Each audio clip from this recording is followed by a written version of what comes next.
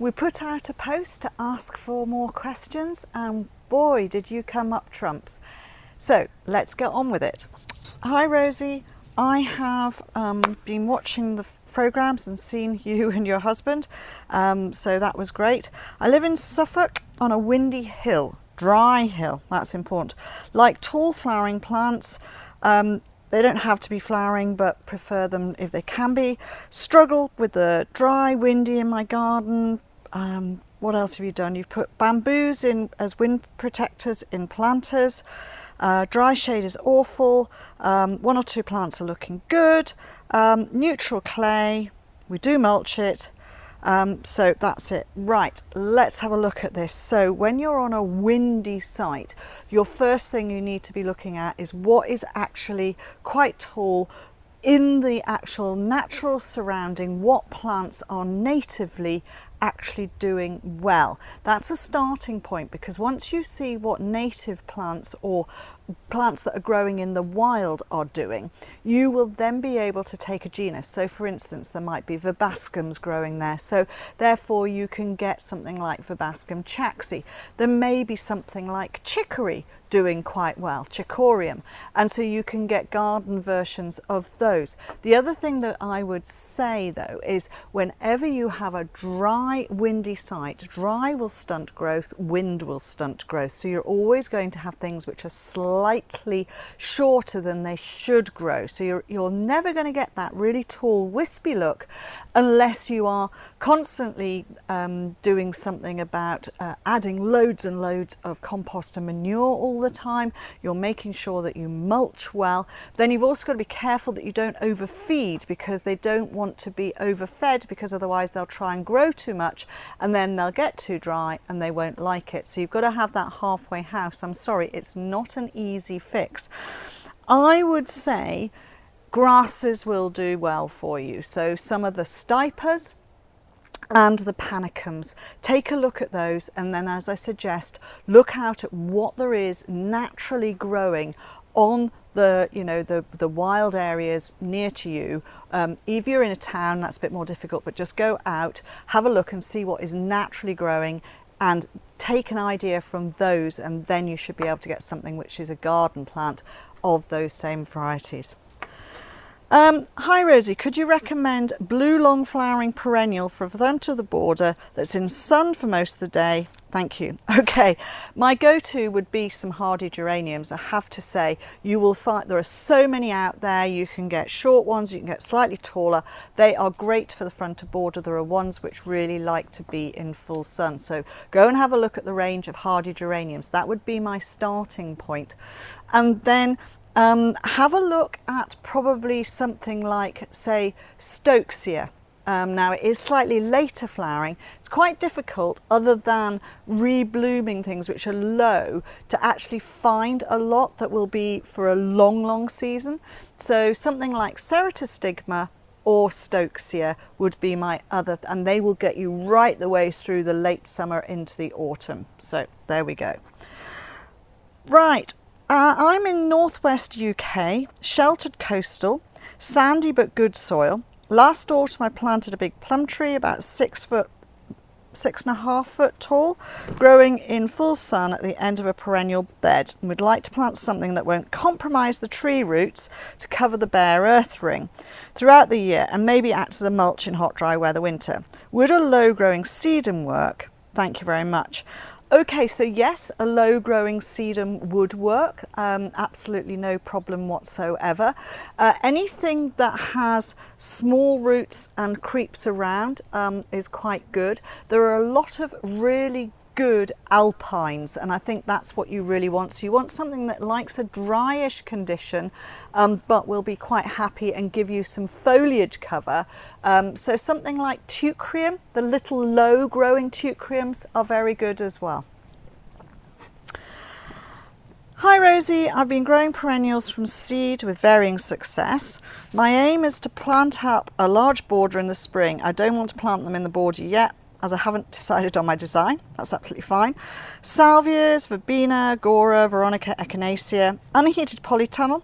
My question is, how should I look after them to overwinter them so that I can keep them in the best state to plant them in the spring?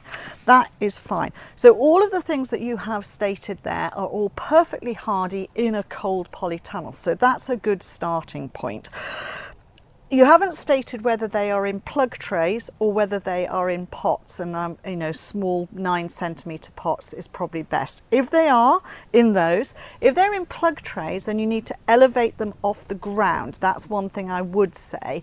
Put them onto something, you know, maybe 2 or 3 inches high off the ground, and that way they're not touching the really cold ground, because even though you've got the polytunnel there, cold can seep into the bottom area. So that is just one thing I would say. So elevate them. I would keep them slightly on the dry side. Do not overwater, and then remember to ventilate the tunnel as well. So if it's a nice sunny day, open up the doors, let it get some airflow through. That is fine. Don't do much about cutting them back, leave most of the growth there. And then if it's really, really cold, say it's going to go down to say -3, -4 outside, it'll be slightly warmer inside, but you can just put some horticultural fleece over the top of them for that time, and then take it off the rest of the time. It doesn't need to be on there all the time. But other than that, they should be perfectly fine. And then in the spring, get them watered, give them a little bit of liquid feed, get them out in the ground. Hello Rosy, could you explain exactly what you mean when you describe a plant as a species? Okay, that is fine. Yes, Vicky. So a species is the true form of the plant. So you have the genus, which is the family name, and then if you want to say the individual name, then is the species. So they are the ones whereby they will cross-pollinate with themselves. You will get a plant which is similar to them, and they have viable seed. So that's basically where you are. So the offspring will produce the same characteristics as the parent plant, and that's basically what the species is. Once you get past the family name, so like you've got Coreopsis, and it'll be Coreopsis verticillata, that's your species. Then you get Zagreb behind that. That is a set name, so that's a specific type, and that's a type, named type, sorry if I put it that way. That's a name type, and that would not come true from seed necessarily. So if you want to get the true plant again, it's division or cuttings rather than doing it from seed. I hope that explains it for you. Hi Rosie, I have a fairly shady border surrounded by dogwood where I planted sweet woodruff. It loves it, it's taken over the bed. I don't mind. But it has smothered some plants, Begonia for example. Happily a thalictrum has risen above and thrives, looks rather lovely. What other perennials would be good for outgrowing and outcompeting the woodruff? Okay, so the woodruff is brilliant and it makes a really good ground cover, but what you can do is you can actually pull it away from around where plants are so you can get some established. And things that are sitting up there all the time are quite good. So you'll be fine with some other small growing shrubs, for instance, or something like the irises, the evergreen irises. So Iris photodissima or Iris lazica, both like shady spots. So their growth would come up and they would look as a really good contrast to the gallium. So they are something that would be quite good. The hellebores would work quite well also, and then something which people forget about is something called perennial, which like that shady area, so that would be perfectly fine and work really nicely. This one here is someone has got a Leucanthemum and the flowering stems are coming up really stringy, not thick like normal, and then they're getting deformed flowers on the top of it. Cut them back and wants to know if they're going to come back perfectly in the next season.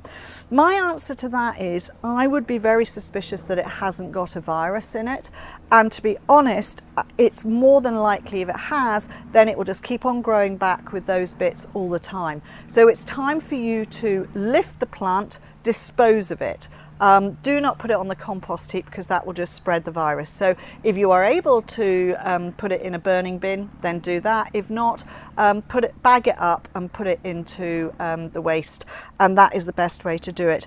And then put another plant in there, perhaps not a daisy, just in case the virus is in the soil. Normally it doesn't stay in there, but you never know. So put a different type of plant in there. If you want a Leucanthemum, get a new one, get one that's healthy, and put it in another part of the garden or put it in the container. Recently I set up an email newsletter, and if you want to sign up, then please click in the comments link below or scan the QR code on the screen now. If you sign up, you get an exclusive video. This is a video of me explaining colour combinations and plant combinations in real gardens. Okay, last year I had great success with my Persicaria blackfield seeds and Inula magnifica. I planted the fresh seeds straight into trays, kept them moist over winter in my polytunnel in spring. Up they all came, hundreds of them. Brilliant. Well done. My question is, will it work for my delphinium seeds if I do the same thing? I got so many seeds, it's certainly worth a try. Just wanted your opinion. Fresh seed, sowing the seed, absolutely, what have you got to lose? And at the end of the day, some of them may germinate straight away, which means you can prick them out and keep them over winter as small young plants.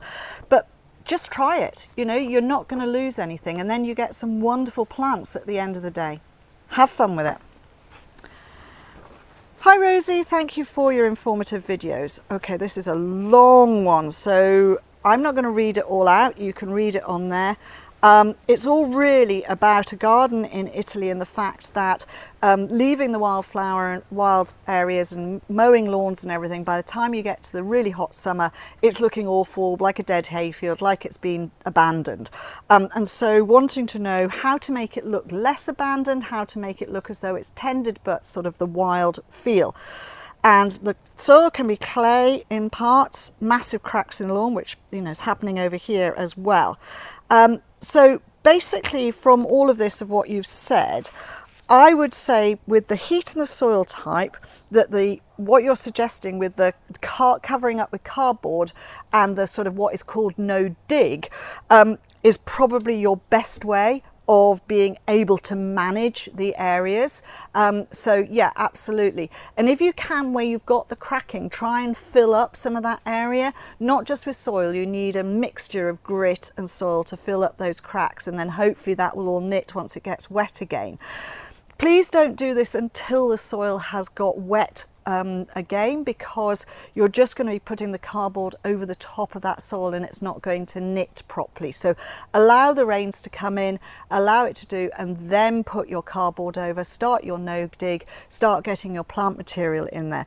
The one thing I did notice was you said that you had Nepeta Six Hills Giant, which has flopped everywhere. Absolutely, that's what Six Hills Giant does. So I would suggest to you, either you remember to do the Chelsea chop or the equivalent and you cut it back down and you try and keep it under control, or you change the variety of your Nepeta to something like Walker's Low, which doesn't get as tall and doesn't flop, or Summer Magic. Both of those are much better at staying upright.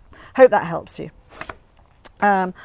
Hi Rosie, could you give some suggestions for a climbing rose that's fragrant, hardy and thrives on a north side wall?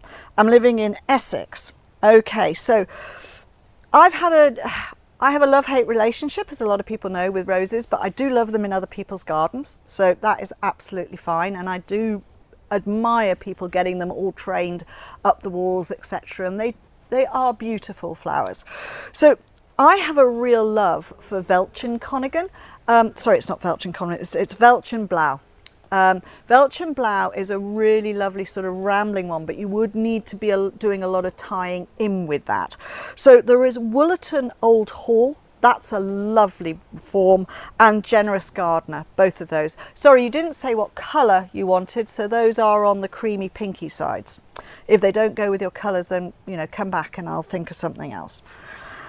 I moved house and discovered pirri burrs. Now pirri is a Kina and it is Nova Zealandiae, and it is a ground coverer and it goes off at full speed. It's a brilliant ground cover, but it spreads. It has these round flower buds, flower heads, which then have these little burrs on the side, and they attach to animals, they attach to your clothing, and hey presto, you've spread it for miles wherever you are going. So that is something to be aware. Now, you're in Northern Ireland, and you're asking, how on earth can I get rid of it?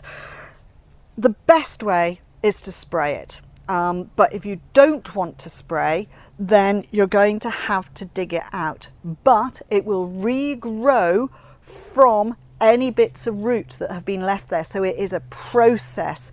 You can dig it out, make sure that you don't leave any of the seed heads there and what have you. There might be seedlings that come back. Then just keep on digging, keep on digging. You can dig, turn it upside down, which means that the top growth gets smothered and the roots then dry out. But in Northern Ireland, you're likely to be very moist, therefore it won't get a lot of time and it'll just come back. So digging out and removing is probably your best bet.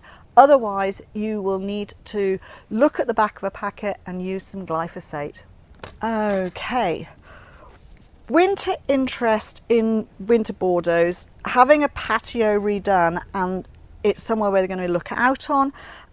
It is going to be in full sun with a little bit of shade and neutral clay soil. So they are, again, this is another Northern Ireland one, and it's wet and coolish. So you're wanting winter interest. So winter interest usually involves either leaving plants there with seed heads or putting in evergreens. So there are some lovely evergreen shrubs that you could put in a huge amount. They don't all have to be big. Some of them can be slightly smaller. So I would always suggest rosemary. Rosemary is a brilliant border shrub, especially the prostrate rosemary. They're now salvia, I know, but if I told you salvia prostrata, everybody go, what am I talking about? So prostrate rosemary looks fantastic on patio border areas. The other thing that I quite like is sarcococca, because that will flower in the winter as well. Then you've got all the hellebore choices. You've got snowdrops as well, and you can put in a load of bulbs. That gives you a starting point, and then you can think of other things to put in. Right, hello Rosie, I have a Clematis armandii in a very large pot, as there's nowhere to put it in the ground. I'm using it to grow over a trellis, potted up last summer, growing well with healthy foliage for months. This spring, summer, its leaves have all gone yellow. Do you have any idea what could be wrong? I keep it watered regularly, it's in full sun. I don't think it'd be nutrient, it's been in the pot 1 year. Mix of multi-purpose compost and John Innes number 3, but maybe I'm wrong. Okay, so it's been in new multi-purpose compost and John Innes, which only has a starter feed in it for about 6 to 8 weeks, and you say they've been in there for a year, so I think you've definitely got a nutrient problem, is the first point. The second one is that you say it's in full sun. Is that pot in full sun, and therefore the plant is getting hot roots? The one thing that all clematis like is cool growing root zone, and when they're in a pot and they're in full sun, that will be very hot, so that would be something. The other thing I'm also thinking is maybe because you're watering a lot and it is that multi-purpose and the John Innes, you may not be getting enough drainage, so it might be sitting wet without you realising. I would suggest that you repot again, and because then you can find out what the compost is like that you're in.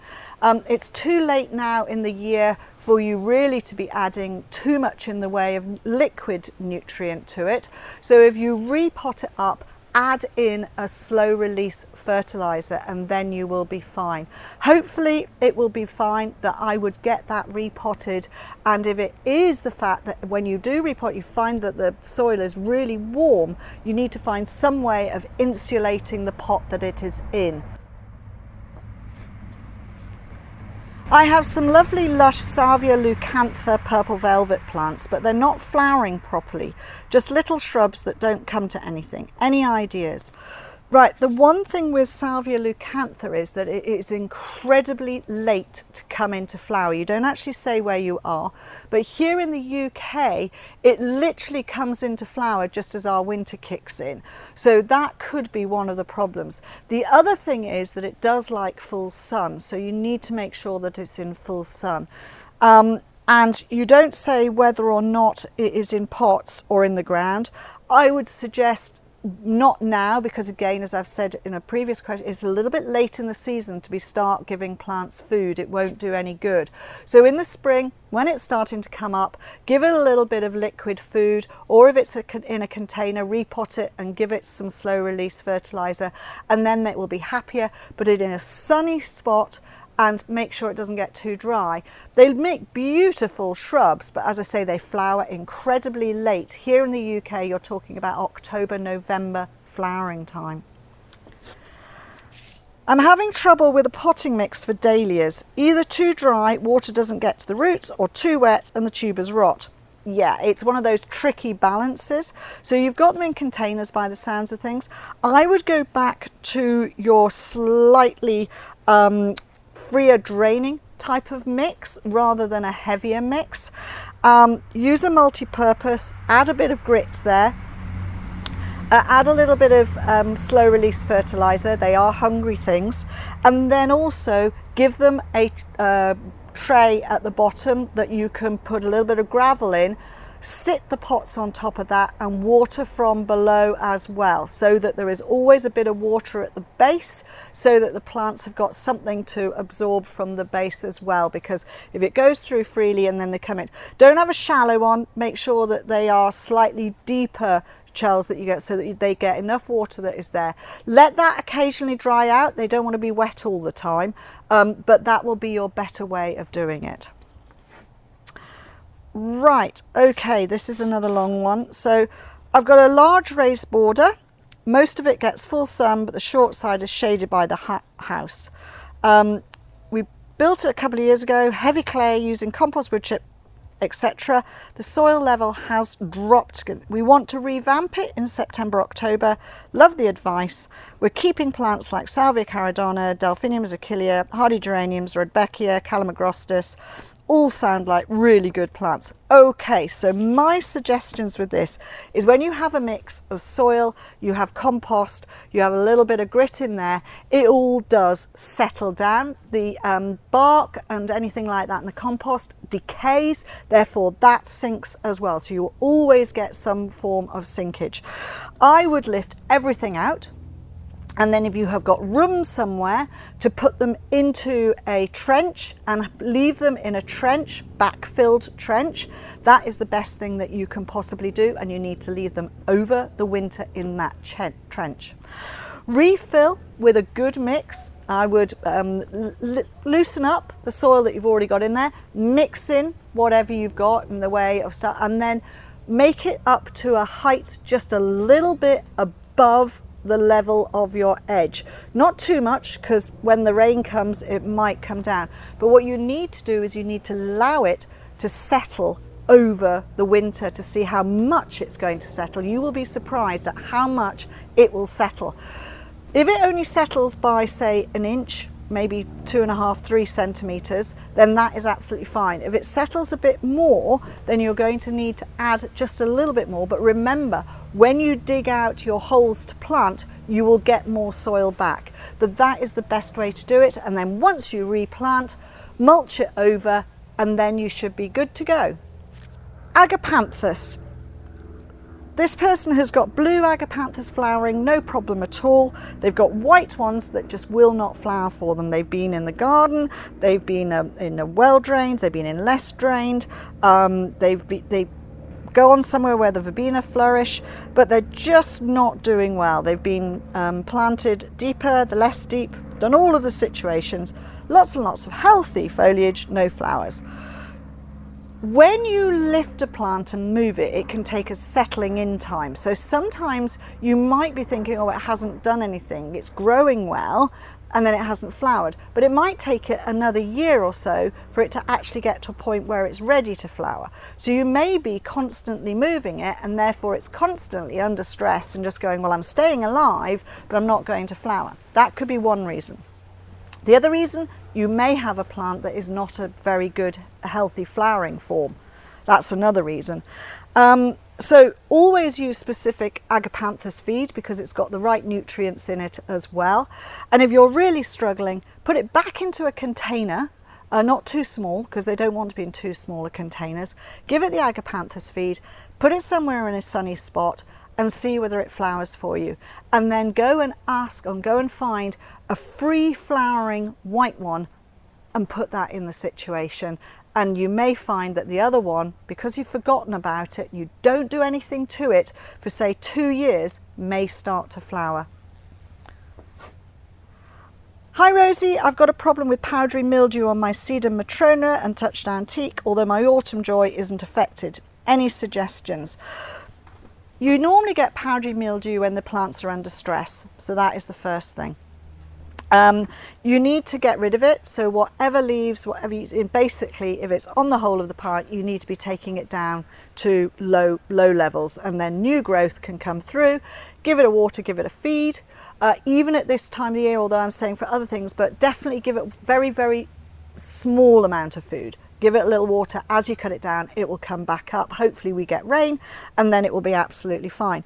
You can use solutions of baking powder or diluted milk, and that works very, very well, sprayed over the top of the plant. Or if you want to use something chemical, proper chemicals, then you can use a fungicide on it. But you still have to, even with those, you still have to remove the infected parts of the plant.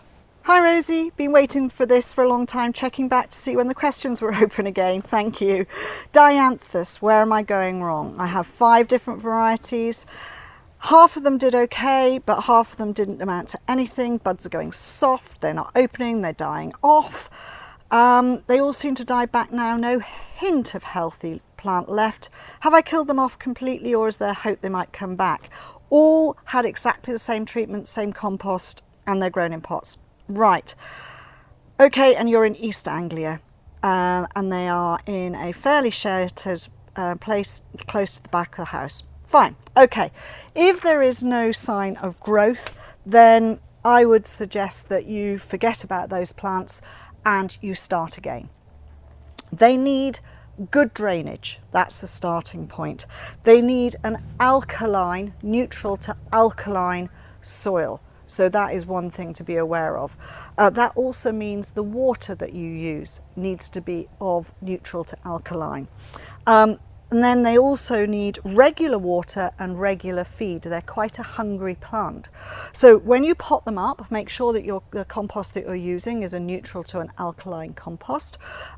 Make sure it's free draining, so add a little bit of grit in there to give a bit of drainage. You can either give them a slow release fertilizer, or when you water regularly, you can give them something like Maxi Crop as a general feed to help them keep going. And they want full sun. So that is what you really need to be doing with them. So try all of those and see if you get any better with what you're doing with them. It's always worth trying again. Is there some way to make soil unpleasant for buttercups? It's a wet area, too large to dig and remove the plants. Okay, so you have an area which is absolutely ideal for buttercups to grow. They love damp areas, and you know they're just going to grow. So what you can do, you say you can't remove them, but I have to say physical removal is by far the best way of getting rid of them. So if you can start on a small patch and just gradually start, that is absolutely fine with me. The other way is to smother them. And you can do that by either using something like horticultural ground matting, but I don't like that, it's really plastic. Old carpets are really good, or underlay, if you know, so you're having new, keep them, don't let them take them away, use them for smothering stuff. That will work quite well. Or you can just put a lot of mulch over the top of them so that they can't come through. Those are my ideas for you if you're not going to spray them or you're not going to dig them out. Hello, is there a correlation between the type of weeds and the type of soil you have? Absolutely, because if your soil is acidic, it will grow completely different plants and it will be a completely different set of weeds or unwanted plants. If it's alkaline, exactly the same thing. So also, wherever you are, in whatever country you are, there will be different weed species in different areas depending on what your climate is like, how cold it is, how sunny it is, etc. So all of that will be a correlation to the type of weeds that you will get in your garden. Hi Rosie, I don't know if I got the wrong cultivar for my garden centre, or growing conditions are wrong. So basically this person is putting in plants, reading the label, which is absolutely correct, to get the heights, and finding that they are putting plants which are supposed to get to 1 metre 20, 1 metre 50, slightly further back, putting plants which are supposed to get to 60 or 80 at the front, and they're doing that, and there's a change. Sometimes this can be the fact that, you know, labels get swapped on plants and you might just have got the wrong variety, but also it can be that the soil is slightly different in the soil can be slightly different in one area of the garden to the other area of the garden, and it can alter within a metre, you know, or even a foot distance, where it can slightly change, and maybe one bit stays wetter, one bit stays drier than another bit. All of these are factors as to how the soil works. So growing conditions vary. It can be the weather that can cause it. So i.e. you have a lot of rain, and that can make one plant grow better than another plant.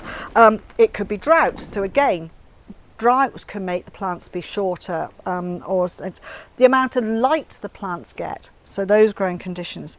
So if you're having problems and your plants are there and you don't want to be moving them all the time, you can alter their growth slightly by pruning them. So if you've got problems with your Perovskea, which is now Salvia, and it's getting much taller than it's meant to, as it's growing, give it equivalent of a Chelsea trop. So take it down, make it shorter growing. Therefore, that will work. So a little bit of manipulation of the plants will help.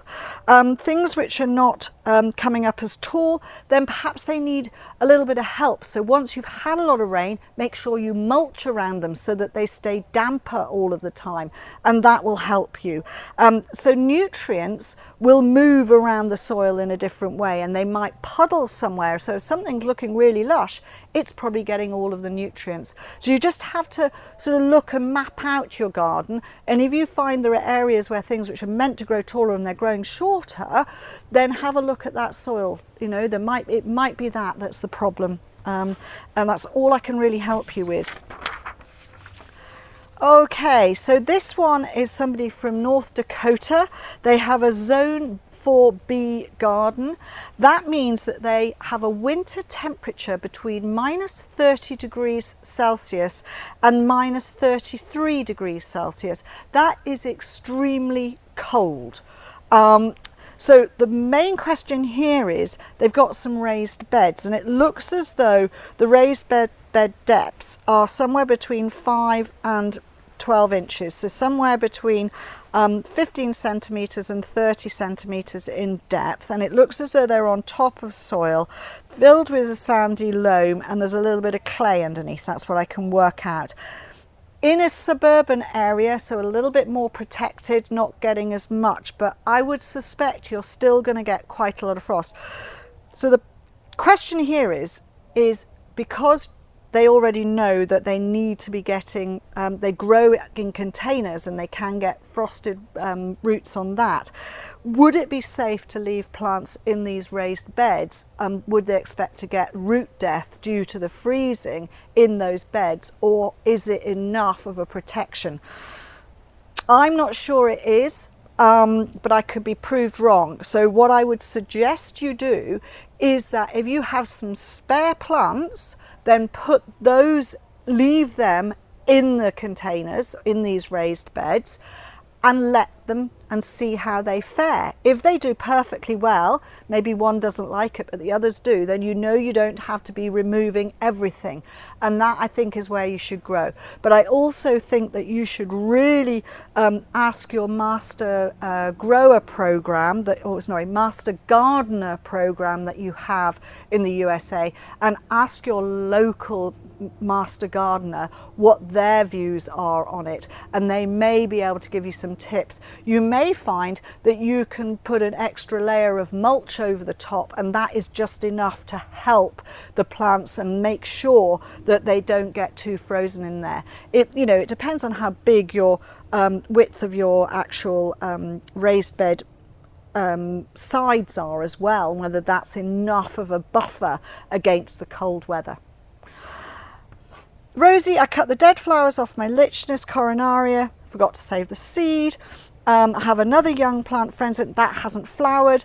So how am I going to make sure I keep them over the winter and have some plants for later on? Well, they should be fine in containers or in the ground, so that's one thing to say. They are a short-lived perennial, so just remember that. But you can take basal cuttings from those plants now, so that is something else that you could do. So you could take some basal cuttings, you could put those, if you haven't got a cold frame or you haven't got a greenhouse, then on a windowsill is absolutely fine, as long as it's not a really hot room. So a coolish windowsill, that will work really well, and that's one way of making sure you've got plants that keep going for you right the way through and keep on keeping the plants going. Thank you very much for watching. Please do subscribe to the channel. If you want to watch another video of mine, YouTube thinks this one is perfect for you.